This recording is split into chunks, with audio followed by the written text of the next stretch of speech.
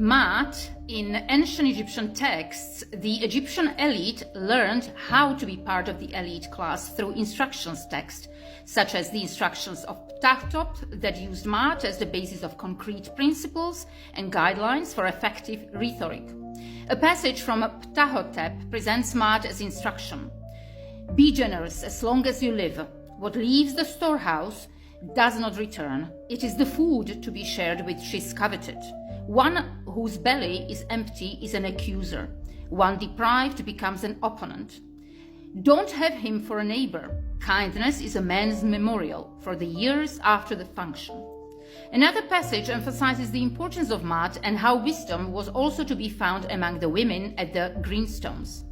The lesson learned through Maat here is the beneficence. The reader is advised to be benevolent and kind. An even stronger argument is being made: if you do not feed people, they will become unruly. On the other hand, if you take care of your people, they will take care of your memorial or tomb. The excerpt from Ptahhotep employs Maat to teach the reader how to be more effective king.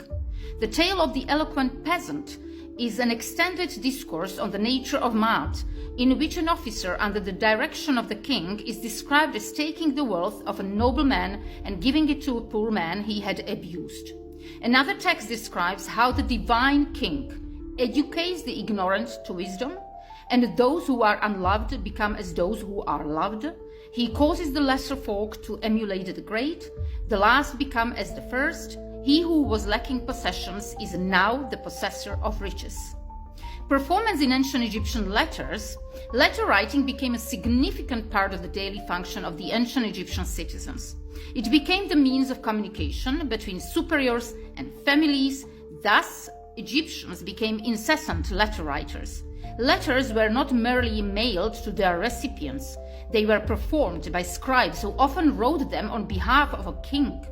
Since language is the basis by which a community identifies itself and others, the scribes would perform a Maat to build upon a community's language to become more persuasive. Persuasion in ancient Egyptian letters, James Henrik states that the major objective of rhetoric is for a rhetor to persuade to alter an audience's view to that of the rhetor. For example, an attorney uses rhetoric to persuade a jury that his/her client is innocent of a crime. Maat in letters written to subordinates to persuade allegiance to them and the pharaoh, subordinates would evoke Maat to illustrate a desire to please. To directly disagree with a superior was considered highly inappropriate. Instead, inferior citizens would indirectly evoke Maat to assuage a superior's ego to achieve the desired outcome. Temples. The earliest evidence for a dedicated temple is in the New Kingdom circa 1569 to 1081 BCE era, despite the great importance placed on Maat. Amenhotep III commissioned a temple in the Karnak complex, whilst textual evidence indicates that other temples of Maat were located in Memphis and Deir el-Medina. The Maat temple at Karnak was also used by courts to meet regarding the robberies of the royal tombs during the rule of Ramses IX.